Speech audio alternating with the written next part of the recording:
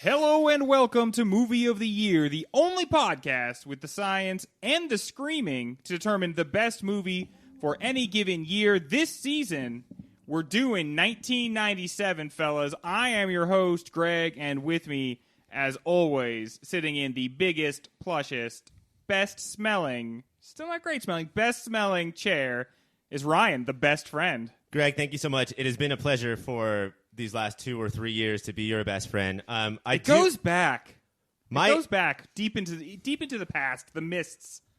My management team, like my posse, has forced me to ask you a question. Uh-oh. Is this the week where Taylor and Mike combine scores to see if they can actually win? What the fuck? Oh, that's rude. Guys, welcome to the show. I have to let you respond. They're just walking in now, and they heard that. You guys, what? Instant clapback. I got to hear it. I have simply dropped my paper bag filled with a baguette and some loose carrot tops. Yeah, dude. Did you go grocery shopping today? I did. You bought just the tops of carrots. Yeah, I don't want the bottoms of carrots. What the fuck am I going to do with those? I'm going to give you a point for that because that's just great. Hey, Ryan? And again, this was my management team. I think this is an awful, egomaniacal idea. Hey, Ryan? You wouldn't call these other people friends, would you? I would not. No, I only have one friend, and it's Greg. Okay. How about you go fuck yourself and the management team you rode in on? And they did carry me. I rode in on them. That's yes. a skadoosh.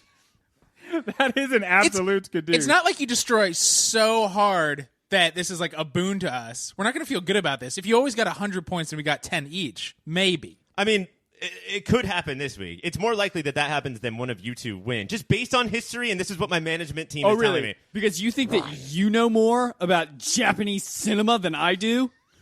You're going to go to... Look at him. Look at how sweaty he is. Of course he knows more about Japanese cinema. I didn't start watching movies until Movie of the Year, the podcast, started. I'm the kind of person That's your contention. Yes. Okay. This is what my management team has told me to say. I feel like I'm the kind of person who thinks in his brain, say Carl Sagan. Taylor, are you one of those people as well? No, I'm not. But Ryan, are you one of the people who spends their free time watching YouTube videos that go in depth about medieval Japanese ironworking? Are you? Are you one of those people? Do you have that knowledge sitting in your brain, motherfucker? So is this the wrong movie to do this about? Oh, my friend, you have picked the wrong horse to whip today. Taylor is definitely onto the fact that most of the questions we're going to talk about tonight have to do with medieval Japanese ironworking and, frankly, iron mining. Okay, guys? So shit. It's a big deal. I delved way into working. It is a big fucking deal. Skipped It's very over important whining. to the development of Japanese culture. Because remember, it's not just the iron working, it's the actual mining of the iron that's making the Japanese gods so angry in this movie. Guys, I like to start off all of our foreign movie conversations with, and especially I think this is good for Japanese cinema, dub or sub, sound off. I'm always a sub. I screamed last time we did Sub for Totoro life. or Akira that you have to do sub or you're a failure as a movie watcher. You literally screamed. Yeah. This one I did English dub with translation of Japanese dialogue as sub. Ooh, that's a nice mix. And it was hard, and I did that thing where my one eye goes up while one eye goes down. Just one of my skills. So you couldn't see the screen at all? Yeah. I just looked above and below, and I need to dust in my room. My experience was I tried to watch first with just the subtitles because I do feel like it works a lot better that way. Especially because when they localize it for the audio, they'll just randomly change things, and it's not clear why they're Neil making those Gaiman choices. did the English script for Yeah, this one. But the version I had skipped quite a bit, and I would miss lines. So I switched over to the English, the dub. And I couldn't do it. I just for Is this it because Billy Bob Thornton comes in right away? Listen, okay. That's the thing. Right when I skipped, right when I switched from one to the other was with that guy Jiro. Yes. And the Japanese actor is obviously doing such a really good job. Yes. And Billy Bob Thornton comes in and Billy Bob Thornton. it's like he had never heard of voiceover before, so he didn't know what he was supposed to do. He's like, well, I can't, we're not together, but I'm supposed to talk like I'm in the scene. And he just did such an awful job and totally misinterpreted. That's really. the I was character. going to ask because the cast looks stellar. If this is better than because I did the Akira dub, which is why I went never again would I But you dub. also watched the really shitty version of the Akira dub. Yeah. But this one was, some of the voice actors are very good. Some of the voice actors are Billy Bob Thornton. Okay, how would you say Claire Danes was? I thought she did an awful job. Yeah, I think it was way over the top. Yeah. I think that she was like, oh, cartoon? Yeah. Like Disney princess cartoon? Because I watched both versions because I have just apparently a lot of free time. That's what you're always talking about, all your free time. You took Yeah. a break from your watching ironworking videos to Yeah. watch Princess Mononoke again. Yeah, I watched it twice. But the Japanese version is extremely subtle, and I feel like the difference between the Japanese and the English dub was they were like, all right, there's a lot of subtle stuff that no one is going to be able to pick up on if because we don't have the cultural context. Yeah, so they just like put a bunch of stuff into the script and also were like, Billy Bob Thornton and Claire Danes, go for it, fellas. We trust you as actors. But you mean put in, like, are they speaking louder, or are they, like, describing Japanese culture both. while... Both. Like, because you see in Japanese culture. They're that saying exists. what they're As saying, you know. They're saying- making the reference and explaining the reference in the same like, sentence. The biggest one that I can think of is when Jigo shows back up and he's talking to Lady Eboshi, and they're talking about like the guy who had attacked or whatever. In the Japanese version, they're just having a conversation like about like, hey, that happened. But in the English version, like she explicitly says, "You wouldn't know anything about him attacking us, would you?" And he goes, "Oh, me? No." Like that part is not in the Japanese version. I was surprised though how little difference there was. The biggest difference to me that I noticed was that oracle is too big of a word for English audiences or American audiences, so they changed it to wise woman or wise man. Yeah. At one point, what's Billy Bob Thornton's character's name? Is it Jigo? It's either Jigo or Jiko, depending on which. Oh, language this you matters. watched it We in. should figure out which So it is. the Japanese dub was like in the very beginning of the movie, it's like, this soup sucks. But Billy Bob Thornton was like, this shit tastes like piss on a turd. Calm down, Billy Bob Thornton. No, I like that bad Santa vibe he brings. I'm gonna bring a little bit of that Billy Bob flavor to this. The dub was also weird because, like in the sub version, it's like everyone just kind of sounds to me like they're all from the same place.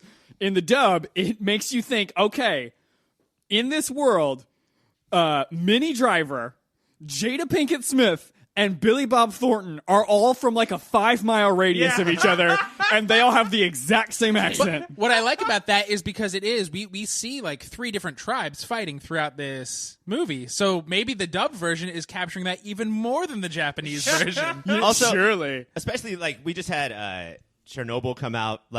Aren't we just supposed to ignore this sort of everybody just has the British accent that they have regardless of where it takes place? Yeah, I think we are Yeah. in entertainment. We are almost past people who are supposed to be from a different country speaking English, but in an accent that they would speak English in. So that a whole bunch of French people speak English, but with French accents. I think it's starting to make us uncomfortable. I play a video game called Hitman, and you go all over the world, and you're trying to be an assassin. And what they've done in the most recent game is everybody just sounds like they're from Minnesota. So you're walking through. Oh, hey there, how are you Yeah, doing? We need this seriously. man killed. You're walking through like a bazaar in the Middle East, and everyone's like, "Hey, come check out my plates, right? I got like the best rugs." Because So that's Libya. That is a dead-on Libyan accent. Good job, Greg. wait, I didn't want to do that. And you are insulting. No, that was the whole point. The movie Hunt for Red October starts with Sean Connery speaking Russian as Russian dialect, Russian language, and then the camera comes in on him, and then it comes back out from him, and he's just straight up talking like Sean Connery. Yeah. And I don't think it was just to establish for that movie, but for all of pop culture forever, Hunt for Red October took care of that. And now they just talk like they talk. You know, comics really has the best version, which is you just put little brackets around Parentheses, it yeah. and an asterisk and say they're speaking their own language, because they've always done that from the beginning. The people just talk like 2 dudes talking to each other, and then it's they're supposed to be speaking Chinese. And then just have Gambit say Mon Frere every once in a while. Yeah, Like, dude. oh, okay, yeah. he's- who's that gonna hurt? Different place. Isa Gambit Singh. Well, we are obviously so ready to get just so deep into Princess Mononoke, we can hardly stop talking about it for 1 second. But before we do that, let's go on a vacay.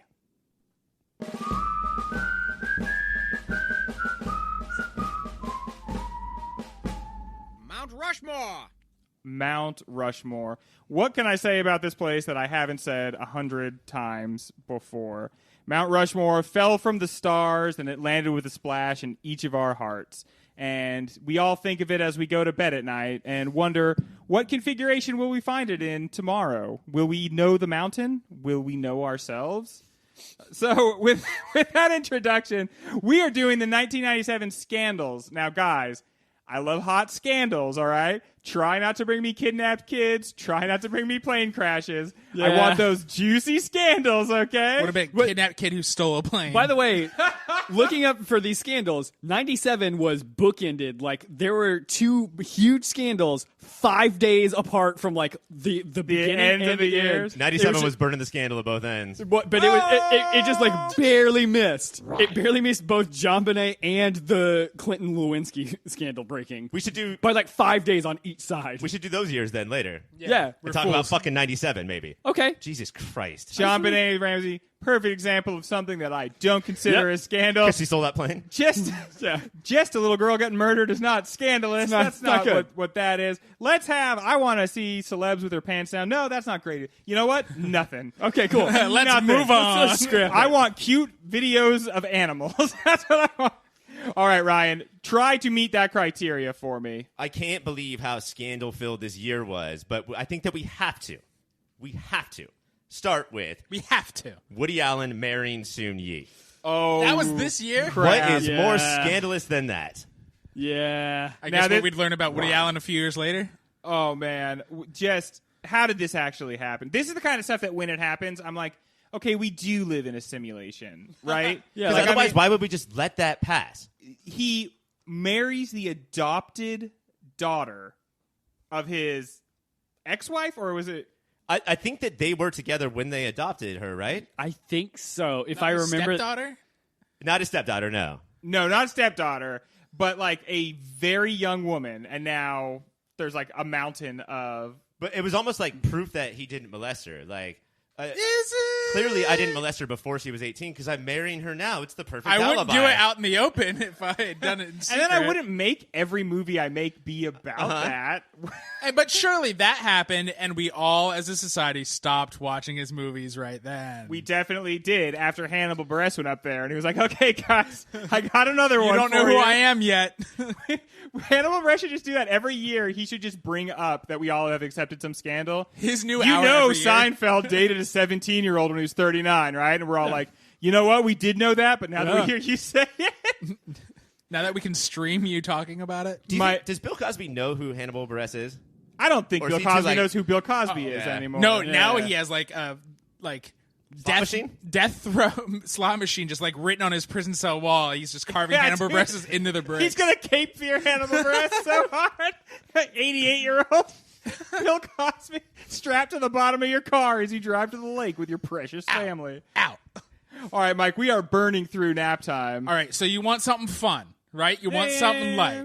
Yes, What's I do. more light than one of the biggest cartoons in 1997 making a bunch of kids have seizures and go to the hospital? Okay. We are talking about the Pokemon seizure phenomenon, episode 38. Yeah. They have to go inside a Pokeball. Pikachu tries to lightning his way out, and it destroys a bunch of kids' minds. Dude, imagine that you're a kid watching that. Pikachu does his lightning, and you just pass out. You just fucking fall to the ground. Am I an evil Pokemon? Magic is real. I was the kind of kid that would see everybody else do it in the room and just like, well, I guess this is what we're doing now, and just fall on the ground. I don't want to be Okay. left out and bullied. I think The Simpsons do that. They've got a bit called like Japanese seizure robots, and a whole bunch of people have seizures while watching it. And then like Homer walks in and sees everyone's doing it, and he's like, "Oh, all right, here I go. Homer. Let's get Might to as season." well.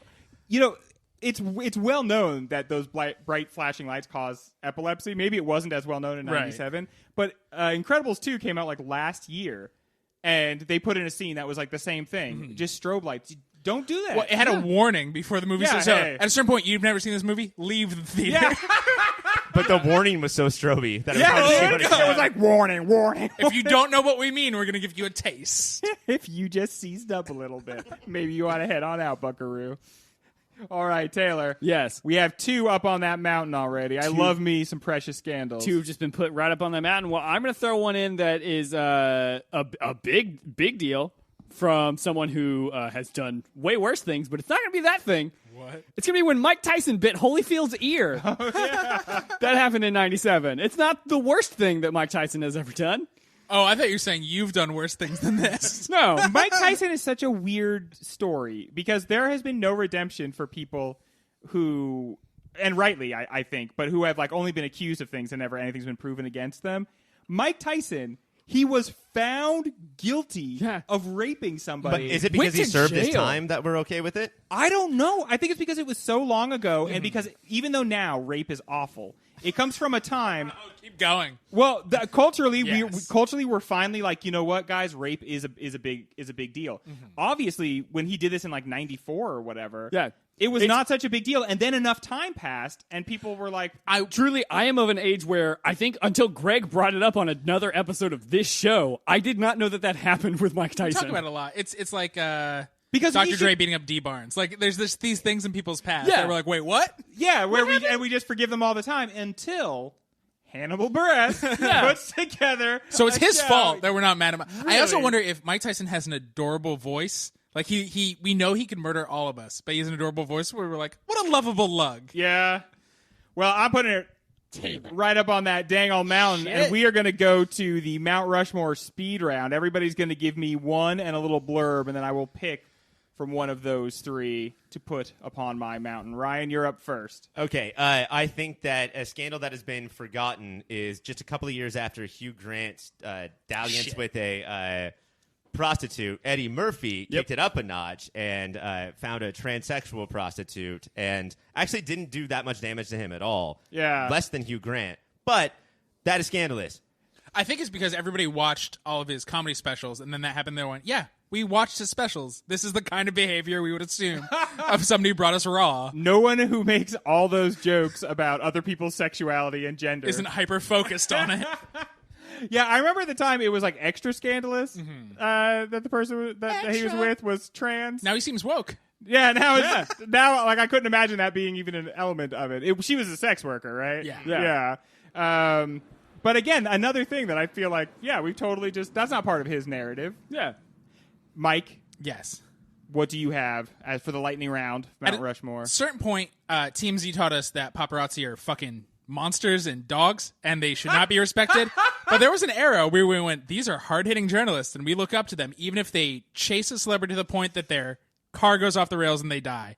Mine is Princess Died. The paparazzi killed Princess Diana. Delivered with grace. That's Not a conspiracy. You said that like it was straight up paparazzi killed Princess Paparazzi, Diana. yeah. Now Yeah. I was like, wait, is this 1997 conspiracies? Did I fuck up? No, not a conspiracy. If The you- paparazzi killed her. If you follow somebody nonstop and bother them so much that they are willing to risk their lives to get away from you, and then in doing that they die, you are so responsible for that. That's more Cape Fearing, I think. Everyone's always Cape Fearing. Cape Fearing all over this Taylor, town. do you have a juicier scandal than that? I mean, Heaven's Gate was 97. Oh, damn! That was the whole thing. Is that a Texan thing? The Western movie? No, No, you guys that don't, down remember, in South America way? Heaven's Gate? Heaven's Well, I get, Gate- there's the Texan cult and the South American. The South This Americans were Kool-Aid. The Heaven's Gate was the cool white tennis shoes. Yeah. Oh, they got the white Nikes. And they weren't the Texas one. They no. were like San Diego or So something. many Yeah, cults. yeah. Texas. You're thinking of David of Koresh. Waco. You're thinking of Waco. Yeah, Where you're from. Yeah, that's it's not the Branch Davidians. Heaven's Gate were the ones who were like the UFO cult. Yeah. and they thought that they were going to be beamed up to a comet. Hellbop.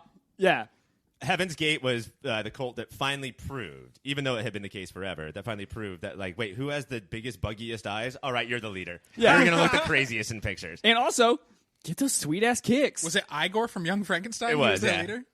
Well, let's see. What am I going to put up on my mountain? It's not a fun scandal. I don't have really a good fun scandal here, so I'm going to go Princess Di. That was like sort Yeah. of the biggest That was a big story. We all got that Beanie Baby. And Elton John re-released a song he had written for someone. It's about her now. Scandal in the wind. And I realized last night it's hard to write a completely different song. Well, all of his lyrics were written by Bernie, and he was just not at home. So he's like, well, fuck, here we go, repeat. Ryan, read to us our mountain of 97 scandal. We have Woody Allen marrying his 18-year-old adopted daughter. We have a children's cartoon sending children across the nation and the world into seizures. We have Mike Tyson biting an ear, and we have Princess Di crashing a car because of paparazzi. Not funny. When we come back, we will dig into Princess Mononoke.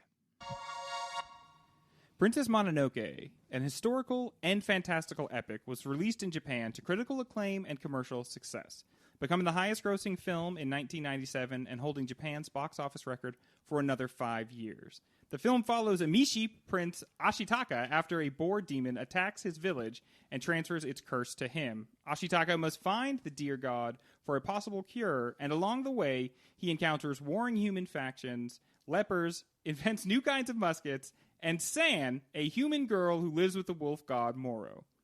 Its stunning visuals, complex moral messages, high fantasy take on Japanese history, and Western frontier town influences all helped make Princess Mononoke a cult success in the States. Taste buds, I ask you this. When it comes to humanity versus nature, where does Princess Mononoke ultimately land, and does it make a full argument? One of the things that blows me away about this movie is that it's complicated. And that's not how I grew up. I grew up on Captain Planet and Ferngully, and you protected the planet from people who were fat and smoked cigars and said, I love pissing oil in the river because it's fun for me. Yeah. Not people who are like, I just want to help advance the cause of humanity. Yeah. I think it lands in a place where it just says, you gotta have a balance somewhere. Like human advancement requires that we destroy nature, but figure out a way to balance that somehow. But yeah, Ashitaki basically is like, for every tree we destroy, can't we plant a couple? I want also more muskets, but can't we still plant trees? Yeah. But the other thing, too, is that Ashitaki, who is probably the most two-dimensional character in the entire thing, and I'm talking talking animals and all that stuff, he's the most boring. Disagree. More than Jingo and the Apes? No, keep going. The thing that he always goes back to is it's just I'm anti-violence. He's just such a severe pacifist, even though he's pretty good at it. He's so good at it, man. But I love that. That makes so much sense. I can murder all of you. I don't want anybody to fight. Isn't that the most hardcore thing? Having never seen this movie before, but seen a lot of other Miyazaki movies, I sort of know that, somebody's going to meet a cute big cat and then be friends with it. And then Ashitaki shoots an arrow once the curse hits him and lops off 4 heads. Yeah, dude. And both me and Ashitaki were like, oh, damn! Yeah, dude. His reaction was beautiful. Yeah. He's like, oh, I didn't know I could do that. Holy fuck. And the violence in this movie is crazy. It is way more than you would expect from. It's super cartoonish, but their reactions to the cartoonish violence is super realistic. Yeah. But one of the most fucked up things about the English dub for this movie for me was when he first encounters that village getting slaughtered, someone cuts off someone's arm, and someone in the background goes, he's unarmed, get him.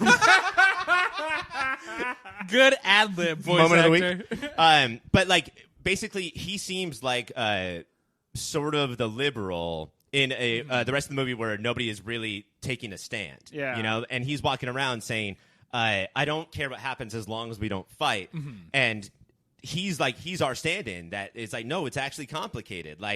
Forest gods, maybe they want too much. And humans, maybe they just want to progress a little bit. You don't really realize that till halfway through the movie. But still, it's all there. Well, I think part of what makes it complicated is the forest god also turns into something called the Night Walker. Yeah. And then becomes a huge giant who stalks the countryside and will fucking kill you. Nobody walking at night is a cool guy who is down for fun things. Because he's also he's the god of life, but also the god of death. Mm-hmm. So there's a whole lot to unpack there. And it takes a while. They go, wait. Yeah, it's crazy. You see that when he walks places, you see this life just blossoming everywhere he goes. And at first you're like, oh yeah, he's super hyper abundant life guy. And then you're like, wait, that's all dying very quickly too. Yeah. But I think that's also counteracted with the other thing that I think that the movie is trying to do with humanity, where it's human advancement happens, but also every time we encounter humans who have got ironwork and are advancing, they're fucking murdering and killing each other. Yeah. So it feels like it's the exact same thing, but on the other side. All advancements, iron can be used for a lot of things, but really it always just ends up as weapons at some point. But the other thing that we get is nature side. Because of the stuff I watched as a kid, nature's always right.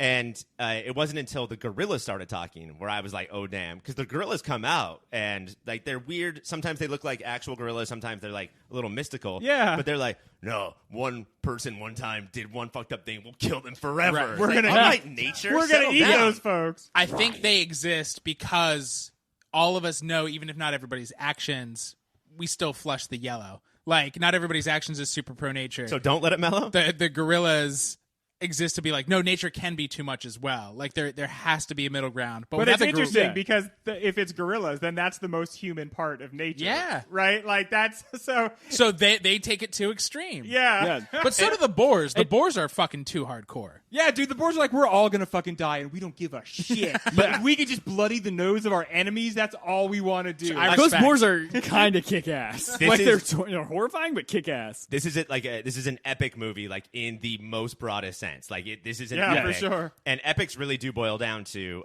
is war necessary? Do you always have to have war? Can you avoid war? And that means that you have to have the boars who are like, "What war? Yeah, no, Yeah. let's Yeah. do this." And it's also because the beginning of the movie is like one battle happened and like this guy was filled with rage because he experienced like a horrific thing and then just brought everyone else into it. It's just wild, blind rage that happens everywhere. Right, and it's like Ashitaki's first meeting of the boar. Like the boar gets The first boar god. the first the boar intestine god, monster. is like goes crazy, and the reason that he goes crazy is because there's a human bullet inside of Mm-hmm. him. Ashitaki stops it, and he's a pacifist, but like he has to save his town. Yeah. And then that curse, He waits until the very last second. Yeah. Yeah. and then it's just a fucking force of nature with a bow and arrow on that Just horse. snipe right in the Yeah. eye. One shot, one kill. Because it But, seems like- like, well, I was gonna say, it seems like the Amishi people where he lives are supposed to be like they've already figured out like what the end of this movie should be. Like they've already found the balance. Like Yeah. they live with these like weird elks. They're all good, but like I think Miyazaki's trying to be like war's just gonna ruin everything. Like even if you figure out balance in one area. Yeah. Like humans are gonna fuck it Yeah, up some other way. It's impossible to sequester yourself. Yeah. You almost have to be an ambassador to make other people, even though that feels wrong, making other people believe what you believe. You fucking have to, because their bullshit is going to parade right into yours. At some point, somebody's domino is going to fall, Mm-hmm. right? You can't just live in peace forever. And I think that's sort of what the arm curse is. He gets wrapped up by the purple worms in the demon boar. Yeah. Okay.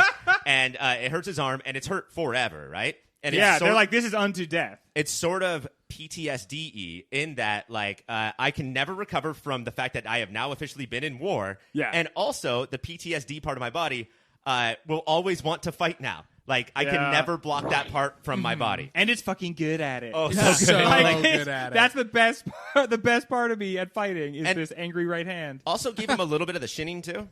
Like, Yeah. does he have the ability to, like, see what's going on in other places now because of the curse that's on his arm?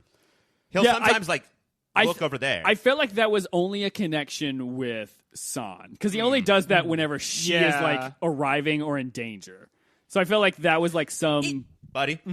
somebody. It does seem like this movie is almost too good at world building, because to be a good world building fantasy, you don't explain everything, and this Yeah. movie's like, fuck you. We're barely explaining Yeah, any anything. iota of any of this bullshit. That was another thing that like when Neil Gaiman made the script, he was like, "There's so much stuff that they don't explain and But expect is- you to just pick up on." Isn't So I that had, what makes it exciting, though? oh Yeah, yeah, and I gotta say, it like, kicks ass. This world feels so fucking huge. We Uh-huh. feel like we only see a sliver of it. And typically, Mike, what you're saying is a huge, like, it's like always why I hate these kind of movies is it's too much. But this movie actually has like a great first 45 and last 45. Yeah. But when they stop the world building in the middle is where it really lags and sags. yeah. Well, it's because you have to have world building and like little human moments, and this movie's like, nope, full steam ahead. Fuck any of that shit. It Who really is- cares? I don't explain what all the boar gods and how the interactions between these different factions. Please explain why any human character is doing the thing they want to do. I would like to know that. I feel like that was my favorite part because there's just enough that you get what everyone is doing and why Yeah. they're doing it. But like it doesn't go into like, here, let me explain to you my entire plan. yeah, people I just agree with don't- Taylor and Yeah. disagree with Mike. And I don't know if that's worth a point, but Mike, No, you were you're an stupid idiot. on that one. Yeah.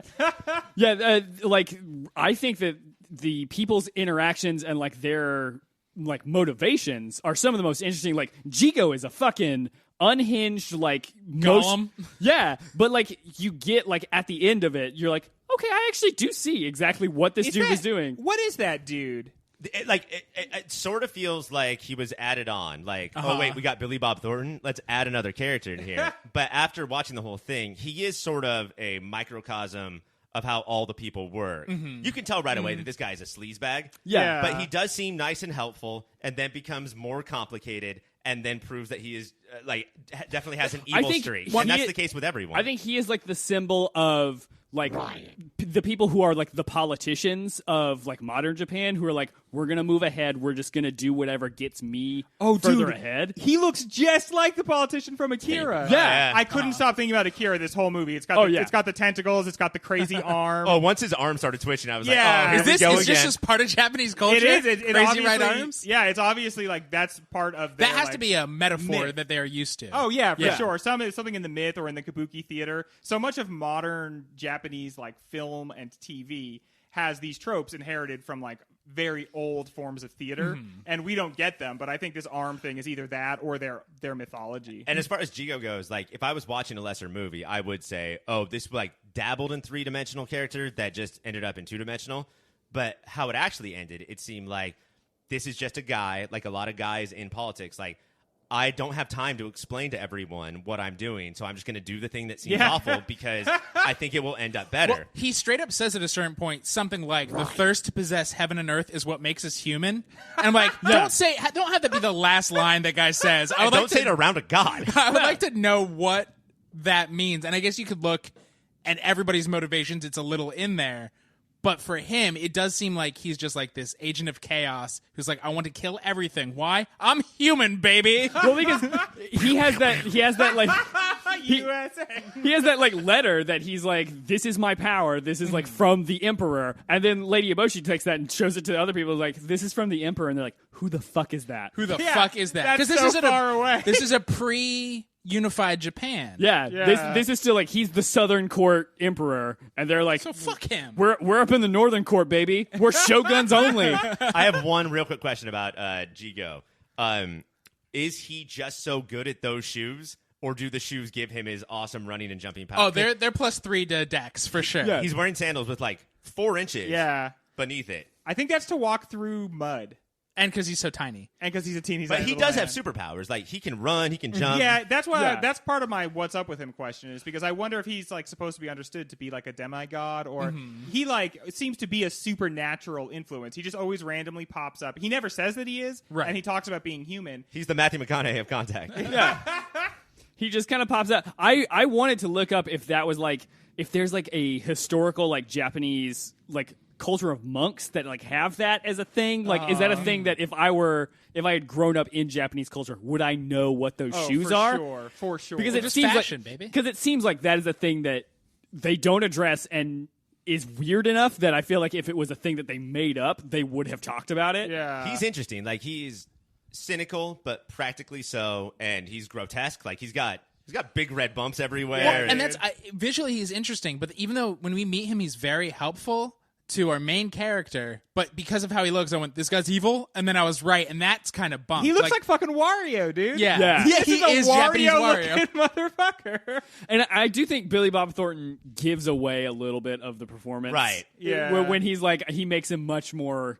But do you like, think that's openly because evil? of the dialogue or just the fucking voice? You sort of know. I mean, He's listen, evil. you Billy hear- Bob Thornton's never been a hero. Yeah, no, Billy Bob Thornton is always a sinister presence.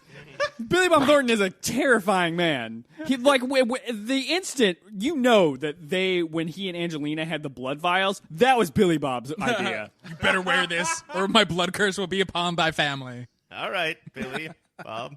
When we come back, we are going to have just a little Patreon-only segment, and we're going to talk about our future sponsors. Woo! And hopefully you will be one of our future sponsors, fair non-Patreon listener. But for the moment, allow me to pull aside the curtain and extend my hand of welcome to our Patreon-only VIP Silver Star Platinum Lounge members. All aboard the tram! All aboard!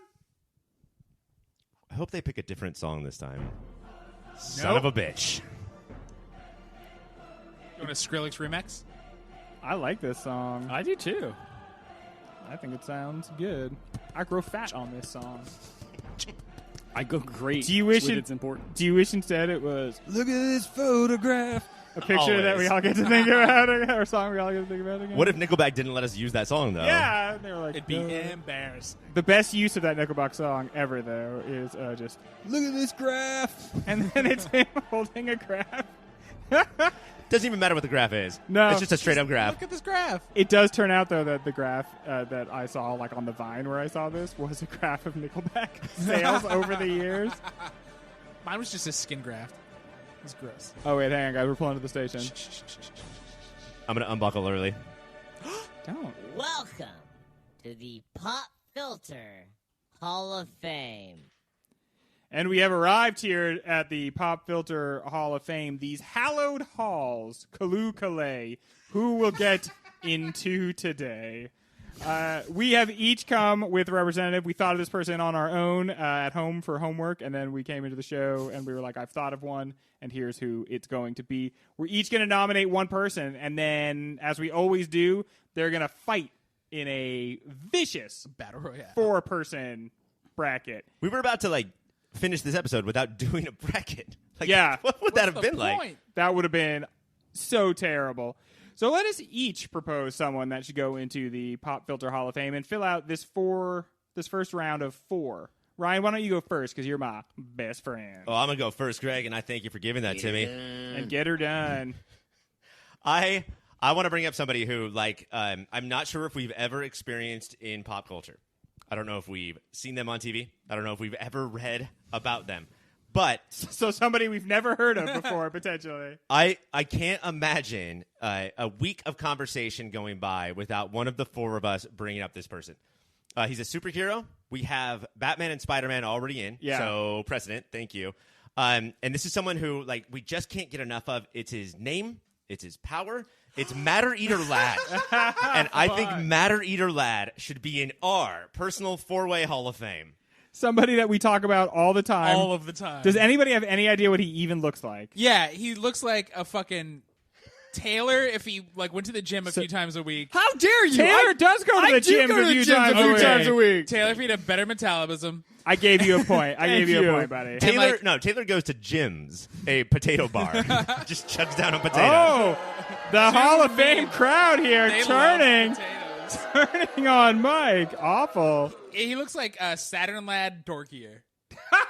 You know. But Mike, your number 1 fear is, correct me, or what is it? Matter eaters? Rebar? It's rebar. He'll just eat that shit, Mike. Yeah, he does eat that shit. I had it looked like an Archie Digest, but it was the League of Superheroes as a kid, and my parents would beat me anytime I asked for a new comic, so I read it a lot. And Matter Eli, I thought he was going to be way bigger in comic book history than he actually is. Do you remember that panel where he was like, "Hey, Mike, eat this comic, become me." Don't do it. Eat it all, Mike. That'll show him. But we're not voting yet. We are not voting yet, no. But good luck to you, Matter Eater Lad. Mike, do you have someone that you'd like to see Yeah. here in these hallowed halls? Super tough, super brave, somebody who's a fucking Hollywood bombshell like we haven't seen in forever, Eats matter or no? and does not eat matter, but she eats pieces of shit like you for breakfast. So super old Hollywood bombshell and being tough and a feminist icon. I think Michelle Pfeiffer fucking blows through generations and does not get enough play. Blows through generations. Take it as you want. Okay, so you hate women? So you hate women, Drop Pad. That was not Drop Pad. Don't blame Drop Pad for your own terrible choice. Are we a big Michelle Pfeiffer group? She was Catwoman. She was Catwoman. Our Catwoman. third best Catwoman after Janet Van Dyne, Halle Berry and Devil Wears Prada. Anne Hathaway. Anne Hathaway. And you know what? Anne Hathaway was a good Catwoman. Oh, I and was say was a Catwoman. Well, that she definitely was a Catwoman. She was a Catwoman. She's also a lizard person, but that's for a different podcast. Okay, Taylor. Yeah. Could you tell us who else is a lizard person? Yes, a person who's a lizard person is all of the members of our favorite crew who has brought us all together, the Legends of Tomorrow. Oh, the Interesting. Legends And I am of including Tomorrow. Bebo in that Legends of Tomorrow crew. Oh, thank God. We don't wanna say just put in hot Bebo? girl. I thought about Is it. Bebo not in there yet? Bebo's not in there. We're sleeping on the Bebo. I felt like putting just Bebo, but then I thought I want the entire Legends crew. Because this is Yeah. Hawkman, Hawk Girl. This is all of the legends that have Sarah ever been. Lance. Van Helsing or We're whatever Sarah Lance. We've got Nate. We've Zari. got Zari. We've got Amaya. Mac, Yes, we've got the whole crew. Mac the Knife. John Coulson. Constantine, the Yeah. Wave Rider. Exactly. The Wave Rider is there because it's what's her face, Jennifer. Gigolo? Janet. Jennifer Gemini. Janet. Lady Bigelow. Wait, what is her name? Yeah, Stephanie. Fuck It's Alexa. Carter. It's Carter. Her name is Carter. She's because she has a Marvel's car Agent Carter. that they drive around in. She's part car, part Chelsea. tour. I thought that Matt or Your Lad was fucked, and I'm feeling pretty confident Yeah. right now. Well, wait till you see who I'm about to unleash on all this from my brain. He has been with us through the generations. A comedian who has come back again and again and reinvented himself as new, interesting characters. He played Becker. Maybe you guys have heard of this guy named Becker. But Becker aside, he was Sam Malone. Mayday Malone. He was on Bored to Death, and then quite possibly turning in his best performance as Michael on The Good Place, and we've gotten to see a little bit of everything. Like, almost shut down the whole Pop Filter Best Comedy of the Year bracket right now. Yeah. Because he's going to get it. So Ted Danson, Oh, We're skipping over his most famous comedic act. which was Are you going to do this, really? You're going to do this? Well, he was at a roast. Was that where he was? He's hanging out with Whoopi Goldberg. keep going. Full on blackface. Yep. That was But hold on. Like, that is the, like, what he did after that was the epitome, like the perfect apology of how you should handle a time that you How fucked did up. he Which handle it. he also did the apology in blackface, though, which I just thought, you lose a lot of points for that. In case anybody didn't know why people are mad at me, I wanted to show you.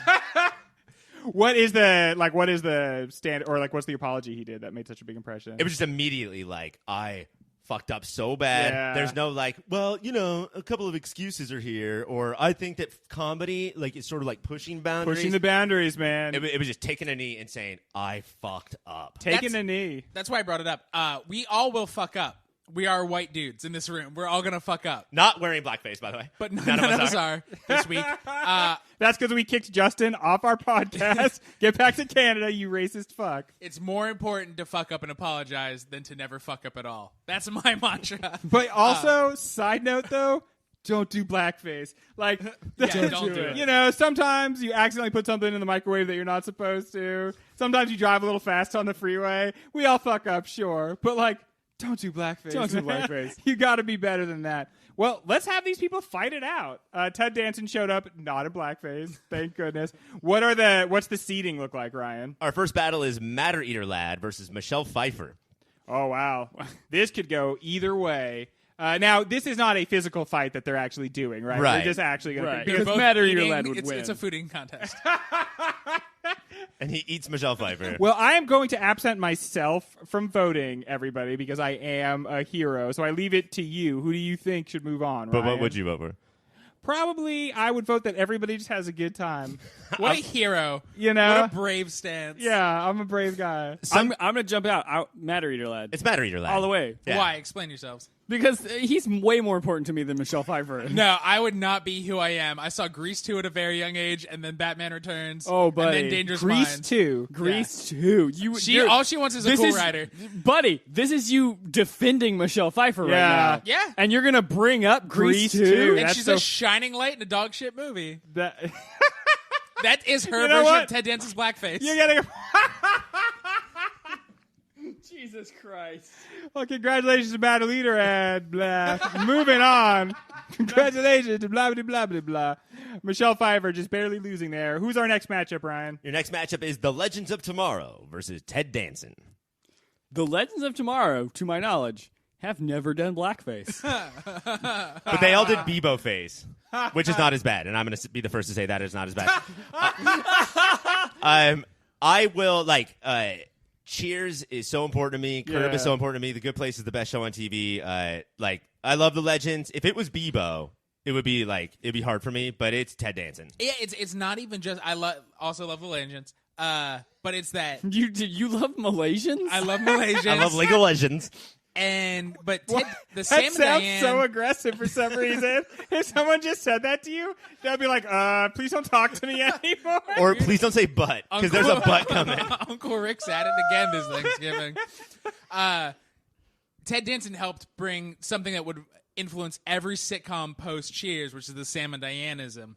And that is impossible without him. My vote has to be for Ted Danson. Cheers is also, it should be noted as the first show that had an important fish character. Sam and Diane was huge. Like, you. brought in all Fuck the you. I'm voting for Legend Tomorrow. Big Mouth Billy Bass would not exist without Cheers. Had to hook Ryan up with a sweet point there. Come on, buddy. No. Get that look off your puss. I can't. So, what is the finals, Ryan? We have Matter Eater Lad versus Ted Danson. Are those the same person? Oh, I would definitely watch a fucking DC movie where he's playing a 19-year-old matter-eating. Dude, man. I bet Ted Danson could fucking put down some matter. Oh, for Oh, sure. yeah. I bet he could house some matter. Well, let's start with you, Okay. Taylor. I'm looking at you. You vote first. Okay. Fuck. Really? What makes you more? What makes me me? I'm gonna say, as much as I do love Matter Eater Lad, Yeah, which we know is a lot. I love him so much. I think this has to be Ted Danson. Mike. Nothing taught me more that what I love is silly bullshit and I should be bullied for it than matter-eating lad. But to defend the garbage, I have to vote for the MEL? MEL. Mel himself, matter-eating lad. Also, growing up as a fat kid, this was the superhero that was closest to you. I knew I forgot. Mike Did is you just have currently a eating sir? matter. Mike just pulled a me. Jesus Christ, He's like, buddy. I know what a do? sentence sounds like, but I have no words for it. Is this how you guys look at me every week? Yes. I'm worried. Dude, What there's am I a gonna part do, of the stop book. talking? There's a part of the book Annihilation where people just start doing that. They just start saying things that are very nonsensical, and that's what it was like. You're like a fucking sim, dude.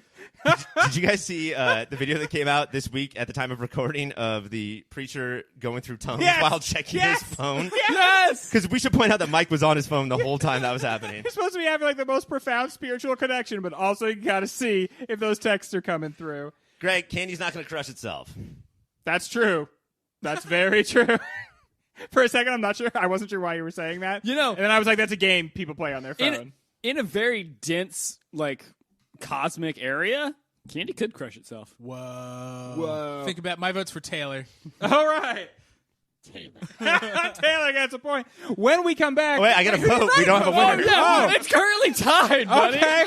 You know what? Holy shit. So you want to finish the segment? That's okay. Fine. I thought I was the host of the show, but obviously this is the Wild West here. Mike, do not say that you vote for Taylor because Greg will be like, yes, we're moving Yeah. on. I'm out. That was all I needed to hear. I was sold. Okay, but I feel like, yeah. To be fair, Mike has been inducted in the Hall of Fame, so I feel like I should be allowed Yeah, as well. I helped make us what we are today. That's why Mike gets to wear that, like, yellow jacket. Do you want to wear a yellow jacket? Yellow jacket. Hell yeah, dude. I love the Yellow Jackets. That was my mom's alma mater in high school. right, shut Anyway, when we come It's goldenrod. Pricks. If we were to delete one of these people from our ether, there would be more time of us standing there not talking because we weren't talking about Matter Eater Lad. Guys, I want Matter Eater Lad in the Hall of Fame. You fucking assholes. We live in the dumbest timeline. You fucking stupid assholes. I tried to stop it. I tried Well, to use... Didn't you submit that? No, Ryan did. It might have been Taylor. Who knows? I tried to use procedure to get past that, but I couldn't. Welcome to the Hall of Fame. Matter Eater Lad. Congratulations. well, to be fair, he only won 2 out of 3 votes, so... Matter Eater Lad joins Mike and the rest of our enshrined in the Pop Filter Hall of Fame. Now, if it's okay with everybody, I would like to move on my own podcast, if that's okay. When we fine come with me. back, one more fabulous question. Hey, Auntie. And hey to you, Auntie, the auntie that is our studio audience. Guys, let me ask you one more question. For a movie called Princess Mononoke, Ashitaki sure does log in a lot more time than San. That being said, do we still think Princess Mononoke is Princess Monowoke? Yeah, I think it's just like My Neighbor Totoro is more about the girls than Totoro. The movie. Yeah. Not your actual neighbor. No, And, I'm talking uh, about My Neighbor. And Akira is very much not about... Akira's barely in there. Yeah, Akira Yeah. is just like a big pile of parts. It's just like some eyes and a brainstem. Akira sucks. But, we, for instance... Well, Akira does not... I Let's meant the okay. character. You're going to get I a... meant the character Guys, and the movie. Oh. He at least got a sentence out. So we should cheer him for that. But, we haven't really spoken that much about her yet. And overall, what is this movie doing with gender? Because there seems to be some very conspicuous choices wrapped around gender. Or am I reading into that? Well, no, I think that, I've said a bunch this episode that Ashitaki is really vanilla through the whole thing. So I bet, do you guys think that he doubles her screen time?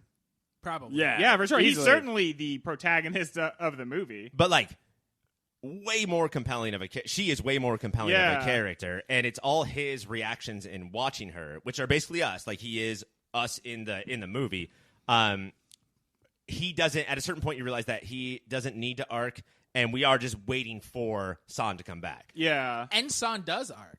She changes from I want to kill all humans to wait, maybe there's more than this. So many of the characters do have that change. And being nuanced, wait, I'm not a boar, I'm not a wolf, I'm not a human. Mm-hmm. I get to make decisions based on everything that's going on. But she also never gets fully to, we can all live together. The end of the movie is she goes, so fucked up. we're not going to be together. We'll visit sometimes, but I cannot be with just humans. Yeah. That's the healthiest relationship. Yeah. Let's meet on the weekends. The two most, it's the most mature teen romance movie of all time. Just saying, oh, this is not going to work. And then they just go their separate ways and, visit on the weekends, I guess.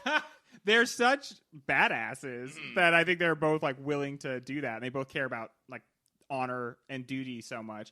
Another notable thing to me specifically about gender was the prostitutes or the ex-prostitutes, the women who work the pumping the bellows, and the men. There's a real Lysistrata style groups of women and groups of men facing off in witticism battles, and they're so separate in this movie. It's interesting because the men in the town treat them like shit while also knowing that they would not have a good town without them. But no, it's not. I don't think it's treat them like shit, they beat them, or it just seems like gossip. But they're but the women are gonna blah blah blah. Yeah, but I know, but James. It's not done hey, audience of the movie, you should feel we hate women. It's this is just what happens when the lower level, the upper level leaves. You got to talk shit. On but somebody. It feels much different than other movies from the past that we've watched. But isn't it also they play the dozens with each other? They form into two squads based on gender. They start and snapping. and then they all take turns ripping on each other. It seems very performative. The girls come down and they're like, look at these fucking men. They're all idiots, except for that Ashitaka, baby. Yeah. Even the girl who's married is go away, husband. I want that Ashitaki ass. Yeah, it is very interesting that they do have that stratification, and obviously there are marriages that happen here, but we never see any actual evidence of domestic life. Yeah. It's just we have these sort of groups, we're all hanging out, and we can have a family unit, but it's not in any way a traditional family. you know, there's one female character who definitely has control over her man. Yeah. Yes. And she's played by Jada Pinkett Smith, which is weird because she can't keep control of her man in real life. So what's going on there, Will Smith? Are you playing the dozens? Thank you, audience. The audience. I'm getting enjoying crazy. Yeah, Toki, I think, is a very interesting character because she is she gives way more than she gets. If this were flipped, if this were he just talked to her that way, we would be this is a fucking piece of shit. I hope he dies. Yeah. But because she does it, it's kind of oh yeah, this is fun. Is this the same guy that's also Shobi's right-hand man? Or is No, that that's a different fucking guy? goober. This is the goober who can't fight and doesn't wear armor. Yeah, But he's all the one the guys- who falls down the cliff and gets saved. When it comes down to it, all the guys, they may talk shit, but they know what's up. They know who's in charge. Yeah, the minute the other tribe is fighting them and Eboshi's gone, they're we're done talking shit. Please, women, save us. Please bring up Right. the muskets. And I think it's incredibly important that although there's guys in the locker room or whatever in the man restaurant talking a little bit of shit, no one ever says anything remotely close to, for a girl, Eboshi's pretty good They leader. never reference. She's one of the good It ones. She never is a gets brought separate up. entity. She never did blackface. Yeah, it's just Eboshi's pretty cool, right?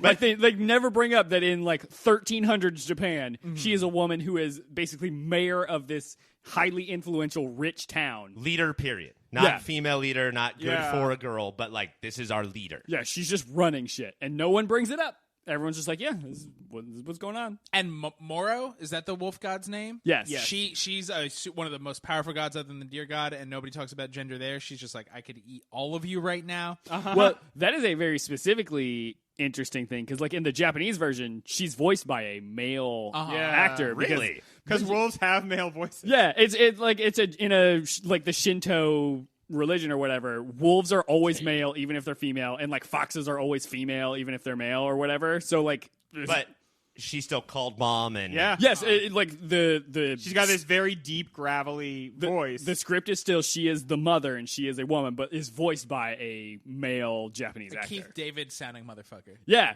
Yeah, totally. and it's still like a very incredible, like sinister voice that I think works very well. And the movie does, I think, a great job of saying there's no defined family roles or gender roles. Like, you might be a mom that's a wolf that has a daughter that's a human or whatever. Yeah. The most mom... Families are just love, guys. That's all that makes a family. Can you drink Corona? Basically, that's what makes a family. But the most mom moment in the movie, and like I talked about before, how Eboshi has some son mother-daughter moments, but the most is Mora about to die, and San's in trouble, and she's like, I was saving this energy to like get one more box of Chardonnay, but I guess I'll fucking do this. And it's a mom lifting the car up above the baby moment, you know? When her head is decapitated and she's still like, I'll eat that guy. She just flies through as just ahead. That is so fucking kick-ass. But that's not a dad move. Like, that is a mom move. That is napping. You're on your own. Listen, Why can't I golf? when fellas get their head cut off, they're just like, that's it. That's done for me. I think that's all I've got. Speed round. Uh-oh, guys. It's another speed round. We talked about it a little bit. Anybody else have anything else they want to say about Jigo? Jigo's just a weird fucking dude. Yeah. Just a weird guy. And the one thing I never understood about him was the hiding the soldiers underneath the cliff. Uh-huh. What was that about? He's the He's closest sneaky. to He's just a sneaky guy. straight villainous or straight selfish. Yeah. Yes. But I still think there's enough of an argument to make that it's actually kind of impressive. I think what's interesting about Jigo, it's Jigo and Lady Eboshi. It's why Ashitaki, I know that he is vanilla, but the way everybody reacts to them is not vanilla. That even these villains look at him and go, I kind of want to help this guy. Yeah. Even though his goals are against mine. Like, everybody respects the honor so much. And the power. Like, Yeah. who's got the power? I'm going to stand I next don't to want you. fuck with that arm. Right, yeah. He's got the God Fist. That's like, he represents something that, like, I think you could probably read a lot about from Japanese culture to help understand a little bit, like, the archetypes that he's actually representing, you know? What was it with, like, the whole army carrying beach umbrellas everywhere? Did you guys notice that? Like, Jigo had one? I assumed that was to keep rain out of the gunpowder from the Okay. rifles. Okay, that's interesting because I was going to say culturally, I know the Japanese don't like the sun hitting them that much. And I feel like I'm But they're the on land a of balance the beam rising here. sun. But I do They're the say there's a empire lot of of the sun. visor wearing and glove wearing when they go outside because they know the sun gives you cancer. Well, you did say Okay. Chinese instead of Japanese, so that was weird. I thought that the son gave Jigo those big red buttons on his face, and so he doesn't want those anymore. I just thought it was weird. You'd see like a whole bunch of troops mobilized, and they'd all have umbrellas. If there was one scene of like where they had just been recently like routed, and there was like umbrellas open but broken, and then finally someone takes the like top of his umbrella off, and then it's just a blowgun, and he uses it as a blow dart. That's dope. That's the coolest umbrella you could have. I feel like that was the inspiration for all of the penguin. penguin? The penguin. Taylor, you must be totally right. It must be that because they're soldiers that have guns. And But it keeps that them- was They're my vampires. Could that be thrown back into the gender role conversation of let's just do what's practical? So, like, girls will do man work and boys will have girly Parasols. umbrellas. Like, who gives a shit? Yeah. Who knows? I give a shit though. Who else was getting mad Zelda Breath of the Wild vibes? I was. Yeah, for for sure. sure. I know what that means. Okay, well that's a point for Taylor then. Well, It was very. It felt like they watched this Yes. movie a lot and were like, okay, let's just make that. yeah, like what if we just did that? Yeah, That'd be like, cool. Like pretty similar to how we talked about what was it, L.A. Noir with L.A. Confidential. Uh-huh. Like it felt like they were just watching the movie. Zelda Breath of the Wild is all running around with a sword and a bow and arrow and climbing, and the actual outfit that the main character wears at the beginning of Zelda is the exact outfit that this guy. The made of straw weird hat. The like blue shirt and then like brown pants. Like they obviously very closely modeled sort of the look and feel of that game. Yeah. I was getting mad Zelda Rubinstein breath, who's the small person from the Poltergeist movies. I had just eaten like a bag of raw fish, but my breath stank like that lady's did for sure. I'm just gonna give Stuck in the TV. another one to Taylor. Yeah, that makes sense. That's how we handle that around these parts. What the fuck is that deer version of the forest god always fucking smiling about? That fucking smile. That dude. fucking shit-eating grin. stupid, dopey ass looking face. Honestly, I feel like if they gave him a different face, I would have been more upset when they shot him. Or just like you can draw a mouth that's just like not happy, not sad. But he was just, had this a weird Kumon grin. mouth. Also- like Kumon at tutoring center. Just yeah, straight dude. line.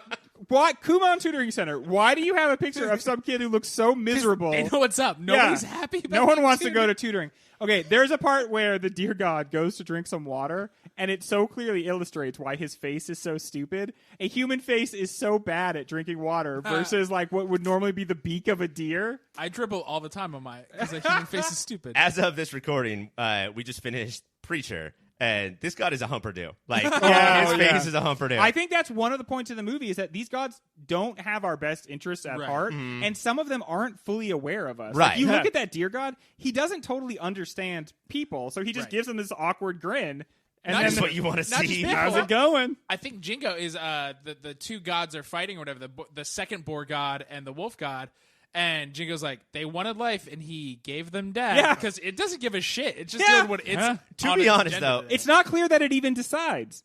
I'm know? not sure what people want from me, and that's sort of the smile I always have when I walk into rooms. It's very real. What's Farting going all the on? time, and you're too powerful for anybody to accuse you of it. Do we buy the romance between San and Ashitaki? Nope. A little bit. This is Not everything has to be a romance, right, everybody? This Yeah. is just like fantasy needs this kind of bullshit, I guess. And they did that, but put so little investment into their relationship. I said, not everything needs romance, and teenagers, whatever they are always dumb. But like, I still believe in the fact that like, if the two of you are that hot, Yeah. you're gonna fucking like each other. Talent recognizes talent. Yeah. Yeah. The reason I think I like it is because he was like ready to leave her anyway. Like when he was leaving with the wolf, he was like, "Give her this, show her that like I do very much care for her. Like I would love to see her more, but I'm just gonna bounce." And I I love have to- how like that was like San was like this manly warrior the entire time, but he threw in that moment of like, if you put a necklace in front of her, she's gonna be like, "That's pretty. I like that necklace." I do have to say, if you got a crazy arm that you can't totally control, though, you don't be having sex. No. Yeah, Who no. knows what that People. armor Don't be doing that. Right? Who knows what's going to happen? Yeah. That's, I mean, it ended as progressive as my grandparents when I was like 10 of like, we're just gonna sleep in separate bedrooms for the rest of our marriage. You know, let's just be in different worlds. what does this take from and add to the fantasy genre? I think that the big epics, the different wars that they don't even explain, this world is constantly at war. We don't need to tell you why. Yeah. Fucking get used to it so an adventure can happen. There's MacGuffin-y shit. One of the biggest things that I did not know, I've read so many fantasy books that have been written post this, that like a dragon's scale gets put in somebody's chest. Something happens where they are good, but something is evil and dangerous, and they're trying to fight it. And I'm So- like, nope, it's from this. Instead of nuanced characters, you have like, they were good and now they're part bad. Right. Devin Sawell's idle hands, if you will. If you will. The other thing that I love too is that we're only going to give anything a couple minutes, right? Like whatever we're watching or listening to, you got a couple minutes. And how matter of fact the thing that Ashitaki rides was treated, and then how Yes. crazy the boar was treated. Now I sort of know what everybody believes about everything. Oh, Yeah. man. How cool was that fucking elk that he... I wish so we were doing cool. shopping spree on this Man, show. yeah, that dude. I had that. I, want had that that elk. same thought, especially because they live in the cliffs, so he doesn't have to like take a path to get up to his town. The elk just like runs up the side of the cliff. That's so fucking. And cool. also so much more pet than partner because he's saying, I have to go on without you. You're injured. And that pet is just like, nope, I'm coming. I'm Yeah, going dude. to drag my leg with you. I am going. I'm going to track you down. Well, that is the end of the speed round. I will tabulate the scores, and when we come back, I'll tell you who the winner is, and we will try to see if this movie has what it takes to move on in Movie of the Year. We are back, and I have tabulated the scores. I'm just back in from my abacus lessons. Taylor, I thought you were bringing the heat tonight, buddy. I do not like that you're starting with me. And you got 19 points. What? Abacus, more like Abba-miss. What the fuck is that? I don't That's know. like the lowest I've ever scored. I don't know. You know, one of our segments tonight we did, which is normally scored, was unscored today. So we dropped a whole segment. So 19's probably a pretty good score. Mike, you got 20 points. Shit. And Ryan, returning, still champion, still best friend. Congratulations. Crowd. Giving a lot of woos about that one. But how do we think... Wait, how many points? Yeah, you didn't say. Oh, you got 25 points. Okay, but didn't Ryan say he could get Well, no, more we than did not double agree to both that than whole Taylor thing and that I brought up. Like, we all had You to, should have, because together you guys We definitely beat fucking him. destroyed him. Yeah, definitely. You guys... Idiot. What if you I deserve brought a lot of credit for together having a higher score than just one person. what if I brought up more facts about Japanese iron making? I liked all your points about You dropped the ball on that one. Japanese iron It's making. the thing that they use is called a tatara. One thing too late. It is not a traditional bloomery. One thing we should have talked about with that fantasy thing is the whole issue is like the discovery and use of iron. Uh-huh. Yeah. That's very fantasy stuff. Iron That's- always kills fairies. Yeah. And, well, how do we think this movie is going to do So fucking good. going forward? So good for Taylor, Ryan? If it was the first movie of the 97 season, I would say yeah. But we've watched a lot of movies already. I thought it was great. I'm so glad I saw it. It's an experience. Mm-hmm. I'm not sure if it has enough lack of flaws Uh-huh. to go all the way, but I think it'll go far. Yeah, I think it has potential. I love it. I love fantasy. I love Ghibli. I do think that it's too big and epic and not like human and nuanced. Yeah, okay. I could see that. One thing I was thinking a lot watching this is our second Miyazaki movie, right? Yeah. And he is called by some the Japanese Walt Disney. First, is Which he that- hates. Yeah, Yeah.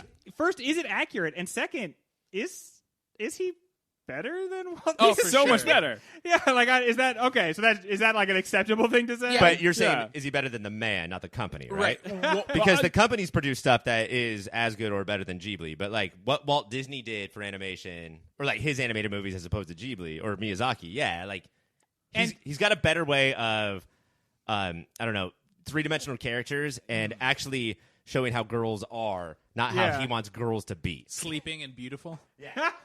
And the comparison, okay, they both draw things. That's it. That- End of list. Yeah. So, like, are we so simple that because it doesn't seem like they are anything alike to No. me at all? There's no fucking way that Walt Disney would make this movie with a level of like violence and just absolute like People's heads just popping off. there's such a depressing tone of this movie that it eventually gets wiped away. Like there's a little bit of hope, but for the most part, this is a cynical ass movie. Yeah. Well, And- just the fact that Miyazaki was like, I want this to be complicated. Right. Right there. Like, Yeah. it's not like a Complicated. Disney movie. And there's no racially insensitive sidekick. Yeah. Which is all. Yeah, there's not a whole vault of like really troublesome cartoons. And all of that is just Walt. Walt really injected all Yeah. that shit. Although we did not talk at all about the Disney part of the Ghibli movie, which is the people with the rotator phone heads and the cute little butts. Oh, they man. were amazing. Those are very. That was another major Zelda vibe. Zelda just. Yeah. There's a Zelda game that just absolutely stole that from it, and now they appear in It's all of them. Like, Wind Waker. Yeah, Wind Waker. Those little things are directly ripped into Basically, Wind Waker. those things just appear in a Zelda game made after this movie. So Yeah. clearly, they make the same sound. Their faces turn the It same is way. the exact They same. are forest. Do they have cute spirits. butts? Not know what you meant. I Yes. thought the terrifying ghost children, you described them way cuter than they are. They're horrifying when we first They're No, both- they're adorable. Dude, that's why, man, this both. guy's so cool. Can we just do one more show about this real Yes. quick? But the fact- Disney thing, I think that Disney is to animation as like Kleenex is to tissues. Yeah. So if you have to, at gunpoint, make up a Miyazaki nickname, you'll say the Japanese Disney. It doesn't mean that much. Yeah, people are just dumb.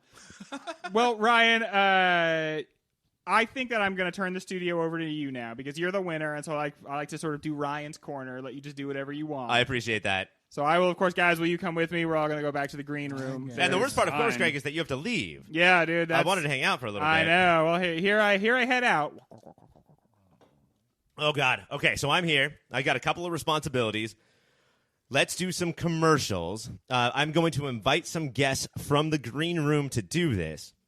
And I would like to first present the one, the only, the lady behind the scenes of all of the great wars. You think that it's the big gray boar with like all the eye goop, but this is actually Aunt Bortha who is controlling it all. Hello, it's me, Aunt Bortha. Aunt Bortha, your I've got perfume none is of that. strong. I have none of that eye gunk. I do appreciate that. Man, Do you have health insurance? But I don't have health insurance, so that's a downside. Who is taking care of that gunk? You know what? I have a little tool that I hold in my hoof, and I just scoop it out all on my own. I really appreciate that. Yeah, but I don't want to bore you with Aunt Bortha. with all these details. That's a little joke I like to use. You could use it too. Just TM Aunt Bortha. Now, Aunt Bortha, I would never ask to... My age? 25, darling, since I last stopped counting. I would never ask to like go through your purse, but can you tell us Go what is in through your my purse? purse. Go through it. Look. Okay, so I'm gonna look. There's a Werther's original in there for you. I'll split it with you. You want us to split a Werther's original? You go one lick, I'll go one lick. Do you want me to lick it and then take it out with my hand and give it to you, or are we gonna do mouth to mouth? You know what? Just spit it in this bad boy. Let me open. This is a purse full of eye gunk. Yeah, okay, you Why got do you- me. why do you I keep didn't it with think you? were really going to open it, but you did. It's full of eye gunk, that's true. You got me, okay? Guilty as charged. There is a Werther's original down there towards the bottom, though. If you bore down to the bottom. Right? Do you see what I'm doing? Aunt Bortha, can you tell us about any websites that you're into? As a boar, you got Of that like course. that hoof that works well, so you can probably Yes. type on the computer. I've got a big keyboard with just one key on it. It says the word bore on it. Yourpopfilter.com is where I go when I somehow navigate there with my odd keyboard. It has this and many other fine podcasts. And then also you go to Amazon.com/yourpopfilter, and you're buying normal stuff, I assume, but then these guys get money. And we appreciate that. And we're not giving any to you. That's cool, right? Do you spend human money? I don't have human money, but I do have human eyes. Cool. Yes. So I thought I glad should you brought say that up right at the on end. my way out. Peace. It's me, Aunt Bortha. Look me up on MySpace. Thank you, Aunt Bortha. Here to tell us about other podcasts that we do is the superstar of the movie that we just watched, brother, really Rob Thornton. Hey, what's up, guys? It's me, really Rob Thornton. Yeah, we know. I just said that. I want you to start a story or a sentence without saying that. Okay, what's up, guys? It's me, really Rob Thornton. God damn it, really, Rob. You fucked that up immediately. Sorry. Tell me about your childhood. All right, well, first I was growing up, and Billy, that's what I call him. He was born first, and then I came up afterwards. You guys twins, or? Well, no, we were sort of twins. We were fraternal twins, and that like he was born, and then about 12 years later, I was born. But your mom in labor the entire time. Yeah, well, I mean, I'm sure she was laboring under delusions. Am I right? I don't think you are. I don't know what that means. Now, really, Rob, what is it like to grow up in the shadow of such a legendary, probably future Pop Filter Hall of Famer actor? It's pretty tough. He's pretty tall, so his shadow goes everywhere. But you know, other than that, I've had a pretty good life. I work down at the Chicken Shack, and things are going great for really Rob. And that is how you, every guest that comes in, this is what you say to them? Yeah, I mean, generally they're like, "Hey, are you Billy Bob Thornton's brother?" And I say, "Nope, I'm really Rob Thornton, Billy Bob Thornton's brother. Things are going really great for really Rob." Thank you so much. Oh man, it's so nice. I love that you guys got. Hey, how are you guys doing out there in the audience? You doing all right? Where are you from? Do you mind if I do a little crowd work? I do mind. I wanted to keep this a surprise. Oh dear. But that person that you just heard in the audience was Billy Bob Thornton. Oh, that's good. I hate my brother. I hope he dies in a fiery accident. I think he hates you too. He just screamed at you like that. Billy Bob, let me hear from you again one more time. Oh my God. What happened in your life? Hey, sounds like my brother. Am I right? I don't think you are. You gotta love him. Family, thicker than water. RRT, do you have any podcast that you want to tell us about? Oh, yeah. I'm doing a podcast. But other than that, it's, Oh, yeah, don't mention the title or how to find it. No, you'll be able to find it. Just search for me on Yahoo. All right, so Superhero Hour. It's a show where some guys talk about comic books and comic book-based properties. And also the OCD. It's a show where they talk about a wonderful television show called The OC. I love that program, and I love the show OCD. Thank you so much. I appreciate that. Please Thank get you off for the having stage. me. All right, I'm going to go hang out in the audience. Next to your brother? Yeah. Go hug. The audience is going to love it. Nope, we cannot touch because of a restraining order. All right, see you later. Bye. I love when that's the last thing people say. Here to tell us about social media is Jorf D'Onofrio, the inventor of Princess Mononoke, the energy drink based on the movie Princess Mononoke. Well, I revel in it. I revel in it. Is that your typical reaction from audiences? Yeah, people really hate energy drinks, and this is their just general reaction these days. You should have seen me 5 years ago. It's all people wanted to drink. Well, let's take a look. 5 years ago? Yeah. Roll the clip. Well, how are you? 5 years younger, Jorf D'Onofrio? I'm great. How are you doing? And we're back. That was a great clip. That was truly amazing. See how much warmer the audience was. You to were a me? totally different person. I know. Well, The audience didn't do shit. why would I change? Now, did you get the rights for Princess Mononoke before you invented this drink? Nah, this is Princess different. Mononoke. This is the first time I've heard of Princess Mononoke. Really? That title just came to you in a dream? Yeah, Princess Mononoke. I mean, she gets crunk in one specific way. Which you is drink what? this? Oh, you don't want this is Suppository? a family show. It's a suppository. Okay, yeah. It's in a gelatinous plastic bubble. You put that right up your anus. You can swallow it. Was that the problem with Tide Pods? Is they weren't going up the butt? Oh yeah, they're too wide, too sharp. Okay, so the problem wasn't that people were putting them in their mouth, but they just weren't equipped for anal Well, they had to uppage. stop putting them up their mouths because it was not working up the anus. We did it wrong designs, Tide. Thank you so much. What is your energy like when you put Princess Mononoke up your butt? Way higher than it is right now.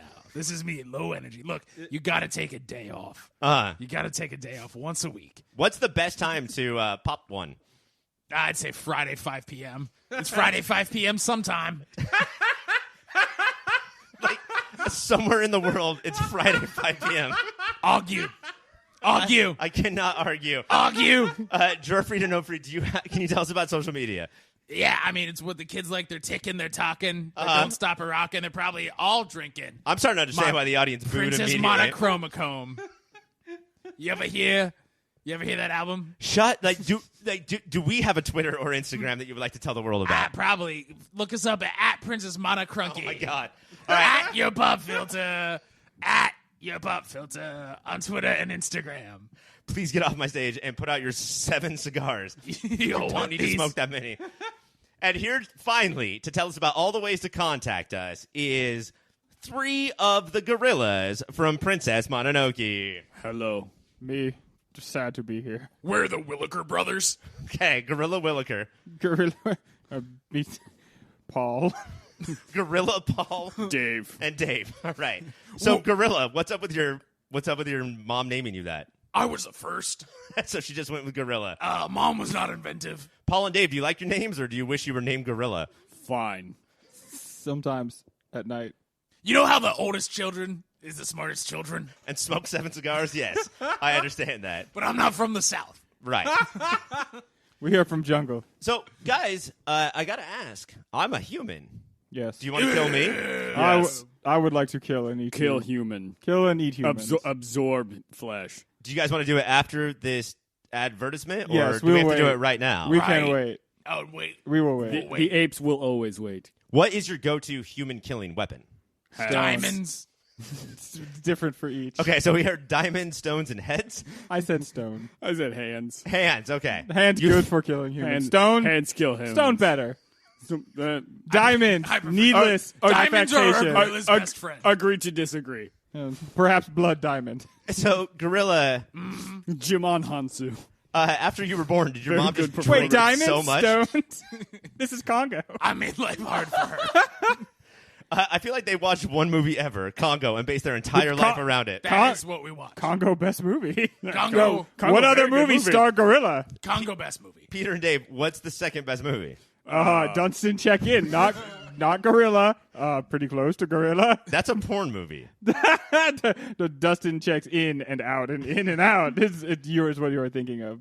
That's right. That's the one I've seen. Gorilla of the Year, also a good movie about a gorilla who becomes a rookie baseball player after he breaks his arm and he throws fastball very fast. Mighty Joe Young. And so right away, they're like, Easy you're in the ape. MLB now. You are in where you show me in rulebook where it says gorilla with broken arm who is also child can't be rookie of year. Ape bud. That's where a gorilla is friends with dogs. I thought you were just listening to the movie. I thought you were calling me that. I thought we were becoming friends. But no, Ape Bud is one of your favorite movies. No. Also, We'll Air eat Ape you later. released around the same time. Not as good. No. That's from Asylum Pictures. Can you guys tell us about any ways to contact us? Scream from Forest Floor. Send diamonds. High For fives. people to contact us, I will send them diamonds. If you get handful of diamonds, come to Forest. and Paul or scream. Dave, can you tell us one way to contact us? Slap code. Do Also, electronic mails yes. Send- Contact at yourpopfilter.com. at human email address .gorillanet / monkey glue. I wish I had a gorilla net right now. With you three knuckleheads, why I oughta. No way you could get all three gorillas in No, that no net. gorilla net has ever been made big enough. Send it to at gmape.com. One or two gorillas in net, sure. Three gorillas, no way. No. It's contact at yourpopfilter.com, and is there a robot associate you guys can call? Robo Ape. Robo Ape is best robot associate. I'm starting to catch on your bit, guys. Robots bad. All right. We apes. Robananas. We kill robot. So call Electricity powers. 1562 Dr. DJ Pop. One of his hands is a, Banana split. and one of his hands is a Hand. and his leg is a. Robot Ape. Good job, guys. 1562 Dr. DJ Pop. Greg, Excuse me, guys. Did you see those robot apes? were they robots the whole time? I think, yeah. They don't bring it up a lot, but they themselves are actually robots. Why aren't robots bringing up more often the fact that they're robots? Our green room is teeming with life right now. Well, we got to go back and check that out, guys. Next week's show is going to be about Men in Black, a movie that I'm sure will affect us just as much as this did. So make sure you tune in next week to hear that. But until then, you know what it is. Keep watching them movies.